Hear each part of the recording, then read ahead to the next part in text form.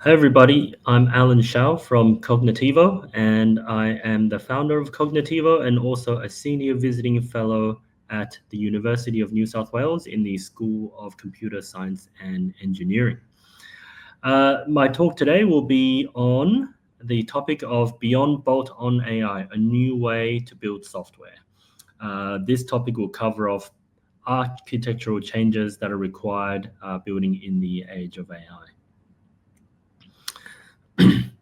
So recently we saw this presentation by Jensen Huang from NVIDIA, and the shift from software 1.0 to 2.0 marked by the use of deterministic logic, if-else rules towards data-driven programming. So feeding in data and asking these deep learning or machine learning models to create the functions instead of the other way around. And that's actually got some quite profound consequences on the way we build software and what that means for the entire software industry.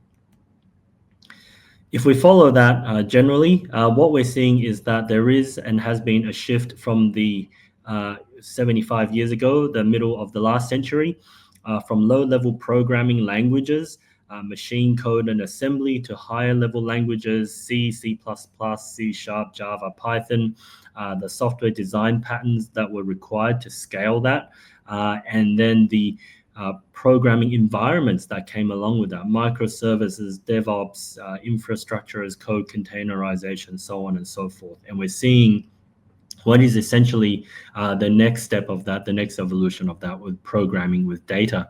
And that requires essentially the same investment and development of what these ecosystems require. So these things, ML ops, so extending DevOps from CI/CD to CT, continuous training, new libraries and foundational models that now require less coding if you're building machine learning applications, and semantic technology protocols such as MCP, A2A, which has been talked about a lot recently.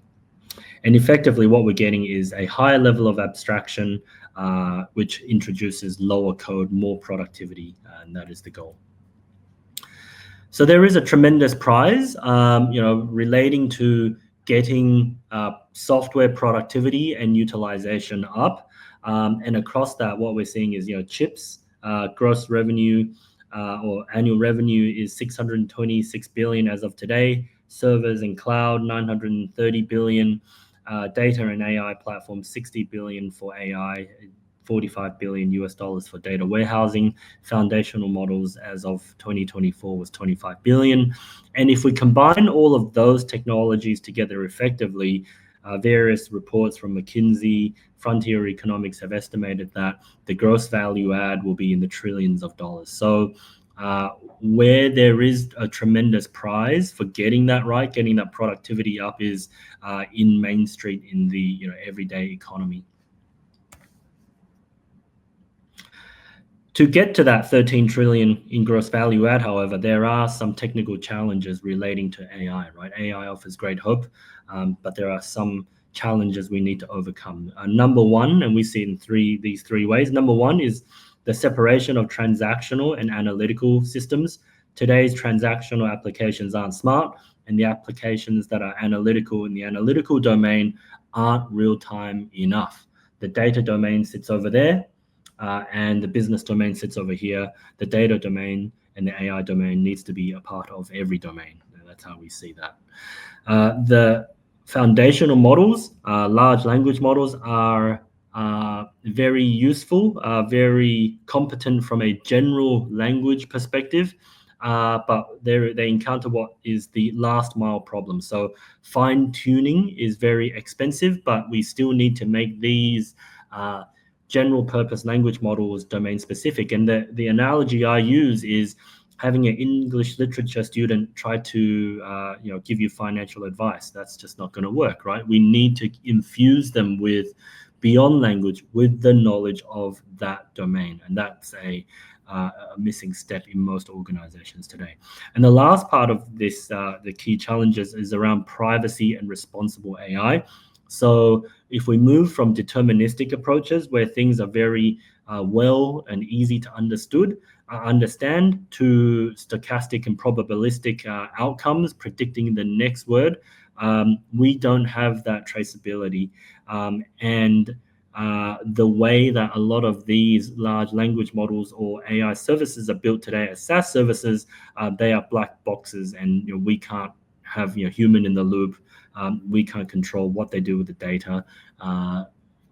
The right to be forgotten is very difficult in those situations. So there are additional set of challenges there relating to effectively what is compliance.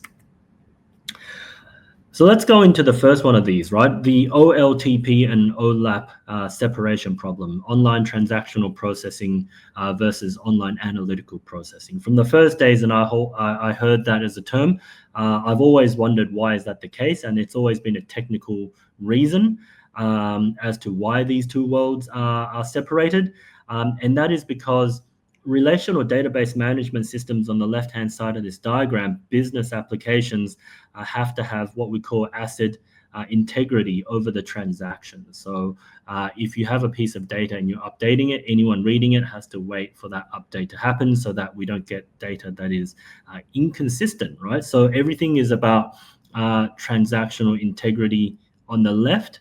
And then on the right, we don't have that problem because we're trading the transaction for insights across a breadth of customers, products, and divisions, right? And this is the where the data warehouses came from, is to get that holistic view and insights across a holistic cohort. That's the essence of what analytics is. So today, right, the left-hand applications don't have the ability to look across time series or a breadth of different organizational divisions, products, and customers. And the right-hand side is effectively largely batch-driven and end of day. So that trade-off between real-timeness and the breadth of data is a real challenge. And within the right-hand side, transactional integrity is broken.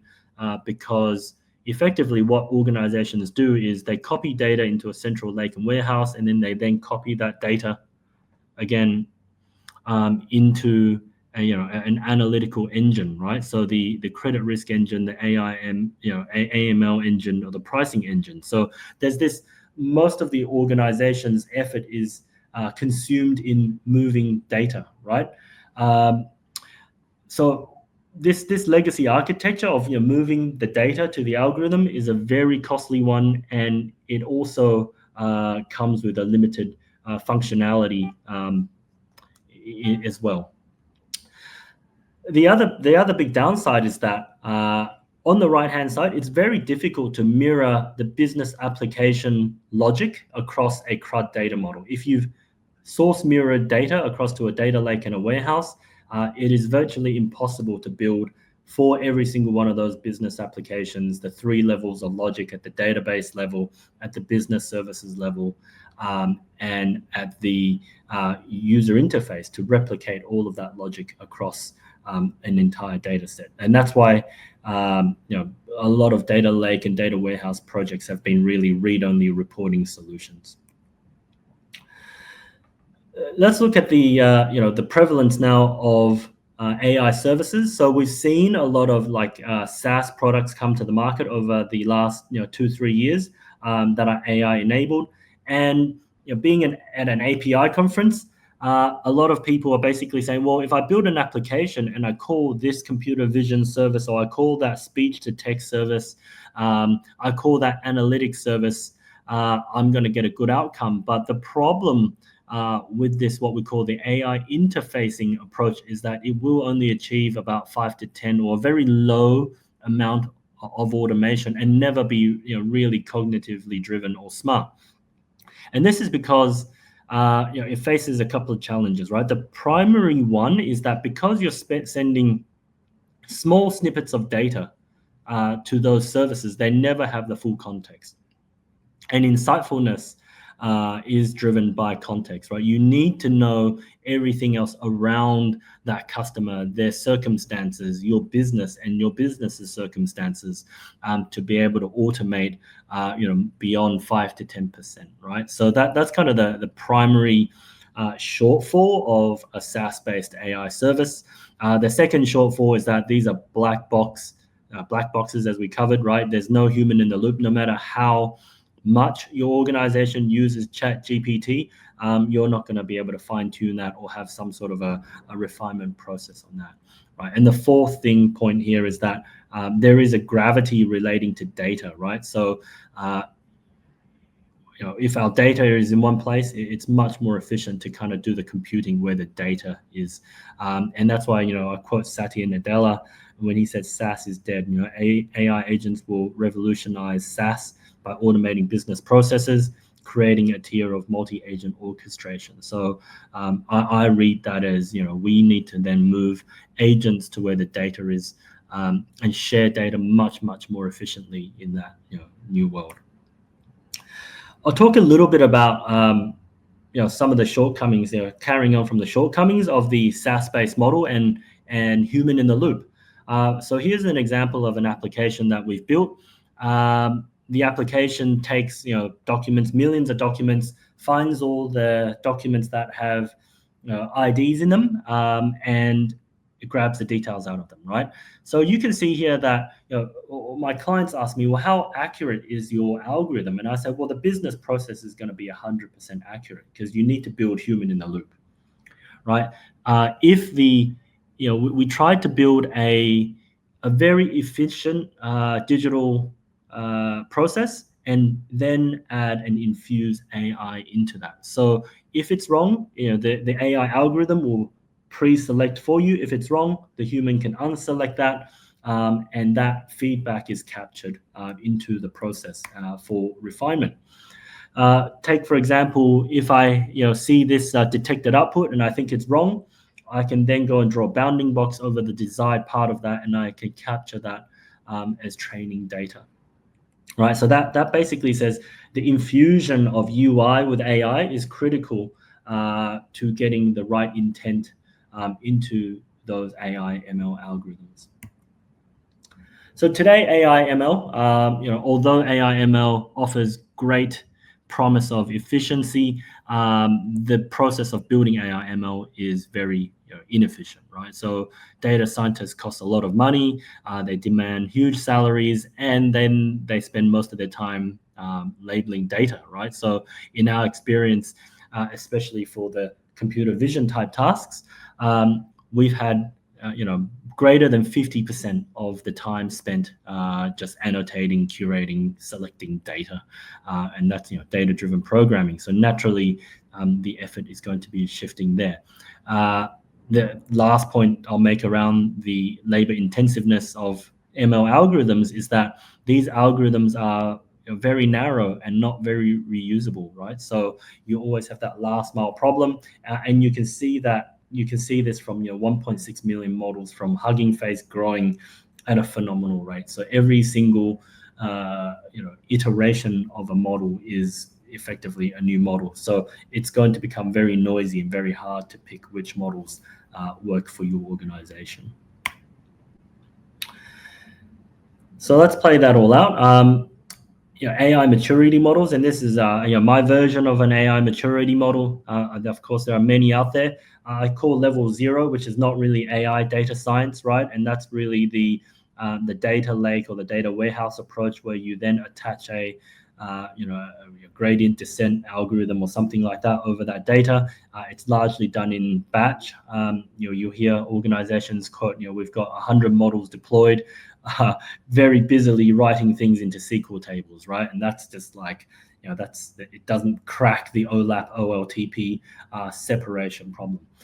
Level 1, the next iteration of that, is taking the application layer and smashing that in with the AI ML layer. So for example, lake storage, you don't have one data lake. Lake storage is a type of storage that will be underpinning every kind of application, right? And those applications don't only use lake storage. They need transactional data sources as well as analytical data sources underneath those. So this is the AI plus APIs plus UIs infused together. And then the last part of that is what has been termed cyber physical integration. So cyber as in software, digital and physical integration, and AI as being part of that.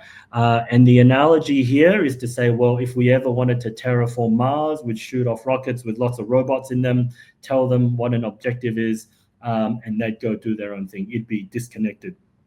And they would be able to observe, formulate, and act with very minimal human instruction, or very minimal direct human instruction, and that requires the integration of AI, edge compute, IoT, and robotics. So it's really about, again, these convergence of different technologies into an application.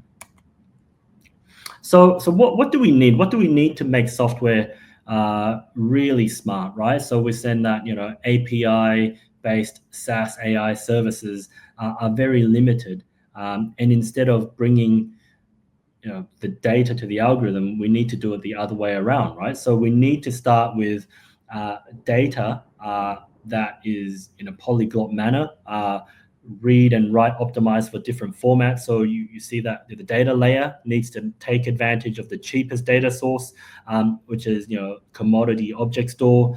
We need to be able to store structured and unstructured in that. We need to process that into a usable curated lakehouse, and then add to that knowledge graph technology, vector DB, document DB, and that needs to all work together with asset integrity, and then add on top of that, bringing that in the different types of models, right? Perceptive AI models. This is the OCR, vision, voice to text type models that can grab information from the real world, make predictive outcomes, fraud, planning, recommenders, and then have on top of that, the generative AI models, language generation, image generation. So the way to create that back. So if you to bring all those three classes of models, and you could call them agents, working in tandem over that shared data, right? If you think about the way the human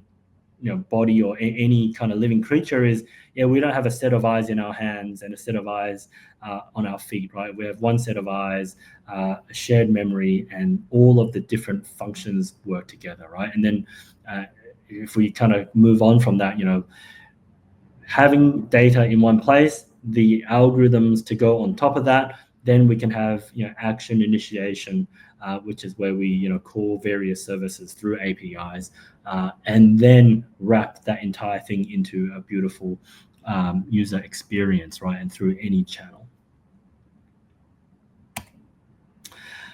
So we've built a software stack around that, largely working on top of ELT work, right? A lot of big transformations around data, building lake houses or data lakes, putting AI ML engines on top of that. And the big question is, well, now that you've done the ETL work, what do you do next, right? You want to get business value out of that investment.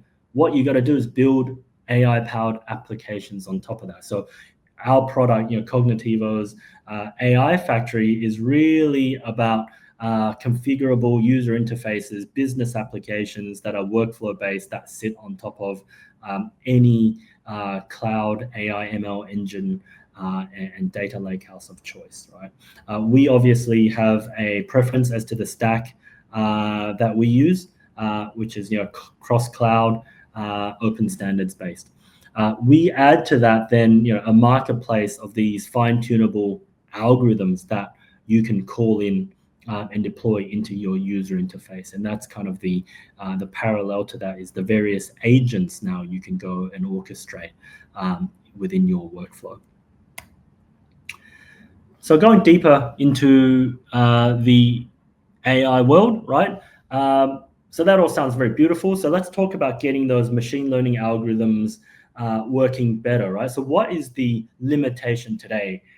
Through the conference, we saw a lot of discussion about RAG, a lot of discussion about building in chatbots, document search, those kinds of use cases. And where we're slowly moving is kind of this planning. So now that you can get data in and out, well, what do you do with it? So this comes to the abstract thinking and planning part of it, right? Language models give the illusion of fluency, but are very poor at reasoning, right? And I'll add to that the quote here: "Language is created in the mind, yet once uttered, the words return to the mind." So the language is just really a communication protocol, right? Where we need to get to make applications really have cognitive abilities is really this abstract thinking, right? So when we talk to people, lots of words, as the recipient of a conversation, you don't remember the entire transcript. That's not efficient. You remember the key ideas that were conveyed during that conversation. So that's the first problem we've got to crack. And once we have that abstract model of ideas in our mind, then we can apply thinking, reasoning, and deduction to that. So that's what we've been very busily working on. And the way we do that is through a well-known academic process. There has been a lot of research in this field in the past 2-3 years, and this is the LLM and knowledge graph, LLM and KG integration, right? So the LLMs are what we call kind of just they're probabilities of words being used in combination, right?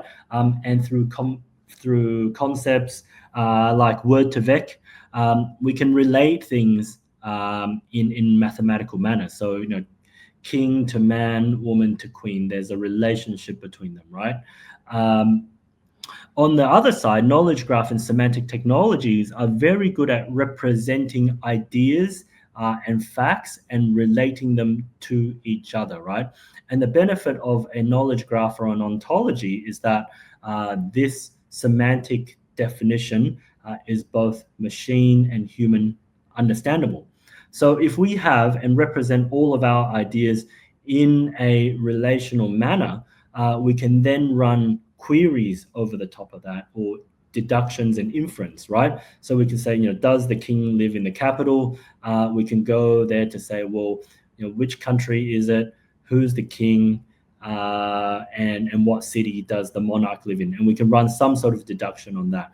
Now, the trick is to take a domain-specific knowledge graph or ontology and pair it with a language model so that we can steer any language model without fine-tuning to a business domain. That's the magic there, right? And that's how we make LLMs more useful. To illustrate that, if we use a simple RAG and we're basically going through and generating embeddings, you can see that schemaless relationships between words, they're very flat. If we add a hierarchical ontology, a hierarchical set of ideas, we can start breaking topics down into subtopics and then the language associated with that, right? And so that's the power of knowledge integration into language models. We've done some of this work to demonstrate this.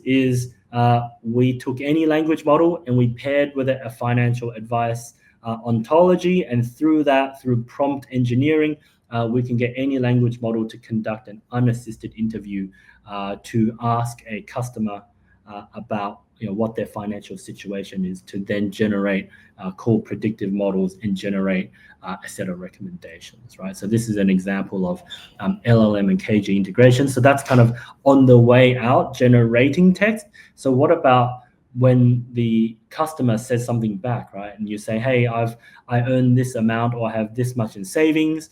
We're going to add that $3,000 you see on the left under the assets and savings part of the ontology. So abstraction has then the added benefit of we can use that knowledge to be then fed back into the prompt to have effectively a long-term memory. So the problem with language models is you don't have a forever context window. Eventually, you're going to have to compact that into some sort of a summary, but you can't rely on a completely probabilistic method to have that summary. You need some sort of a human readable, verifiable way of checking what that compacted set of facts are. And that's what we've done here. That's what we've achieved. So let's take that to the next step then, right? So The idea is to build a system where you can interface with it as a human through natural language, and then you can arbitrate across various agents, various predictors. And this is using, quoting Jan LeCun's objective-driven AI architecture here. And I use the analogy, okay, I have $1 million and I want to invest it, and I've got a room full of experts. I'm going to go ask each one of them to give me their advice. However, I need to then plan what that advice is unique to my own situation, right? And that's the difference, right? So that's why we need the long-term memory and the context specific to the customer. Then use that to invoke different predictors, come back and arbitrate which is the best course of action. That's kind of the the part that is missing here, right? The way we need to be able to do that purely from natural language is to go from the challenge questions. I'm 35. How should I invest if I want to retire early? And break that down into a way that we know and we can say, well, which predictors, which models, which agents do we need to call to return a result, right? And that's where we say, okay, well, we need to take natural language, convert it to SQL, right? Text to SQL to get certain data, and also convert that to Sparkle to look at relationships. So those are some of the key functions that we're working on, is these natural language interfaces into query, reasoning, and deduction. And we find having the ontology to back that up is much more powerful, because that means we can run this natural language conversion to structured and unstructured data sources, into heterogeneous data sources much more easily. So what would an architecture like this look like? We need to be able to start from the left, take high order intent, which is semantically defined, right? Language into semantics. We need to be able to capture human feedback in interaction, labeling as we conduct processes. As processes evolve, we need to be able to take real world information, for example, a product disclosure statement, and then extract that data into an ontology that we understand, right? And we need to be able to automate that entire process. So now we can have intent defined, we can have human feedback incorporated, and we can have real world data being fed into the system that then can be calling various or provided as inputs into various machine learning models that can be continuously trained, right? And if the algorithm doesn't exist, we can code on our own now. So computers can code on their own. If the algorithm doesn't exist, go create one through observation, right? Black-Scholes option pricing algorithm took years to create. Effectively, what we would do is we would set up a system to observe the data and then write what that formula and that approximation is on its own. And then over the top of that, we need to add that concept of the hierarchical planner, right? What result that comes back should I trust? What has the feedback been based on optimizing for my higher order intent, and then evaluate the truthfulness of what those agents or algorithms are telling me through reasoning and deduction, right? And that's our architecture to build what is effectively a general purpose AI system, a software system that is evolvable on its own, right? To support that as an architecture, so we talked about the memory layer, right? We need one version of data, polyglot with asset integrity. We need to run on top of that serverless functions, software 1.0, AI ML function software 2.0, and then AI itself is not enough. We need to be able to add to that graph inference deduction, we call that software 2.5, and use all of these in tandem over that one copy of data. Then go and call various APIs, interface with the real world, the external world, or the broader organization, wrap that up into your channel of choice, right? And that could be a voice interaction through an Alexa device. It could be through a user interface as well. So we call this our not only AI architecture, and it's also been referred to as neuro-symbolic approaches to machine learning. So deterministic and non-deterministic processes working in tandem. So to sum it all up, we go back to software 1.0, right? This is if-else rules. They had to be manually defined and hand-coded in the past, so therefore software was very narrow. You would have heard back in the day, hey, adopt SAP's best practice because we can only write one version of software, so it's easier to make people bend to the software, and we wrote best-of-breed software in different domains. With software 2.0, when we don't have to be thinking about every single edge case, right? Because that's impossible at design time. Software will naturally expand its applicability and utilization, right? And we see that, and we get domain-specific, Copilot for finance or Dynamics for finance, and other domain-specific AI. What we would probably see going forward is that there is some sort of convergence across these software and model domains. We have a model that understands language. We'll probably create a model that understands physics. We'll create a model that then can understand finance and accounting. And all of that, whether we're linking those through agentic workflows or do we actually have knowledge integration and model convergence, that's up to be seen. But effectively, our software, AI Factory, is a scaffolding for all of these evolving protocol software approaches to be incorporated in them, and we'll evergreen and evolve that over time. Our software is effectively an internal or enterprise app store for building AI-powered apps. We're building a heap, but we also want to put that in the hands of our customers so they can build their own AI-powered applications without having to engineer everything that we just covered there.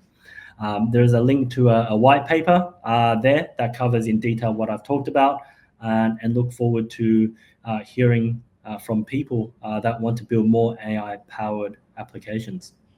Thank you.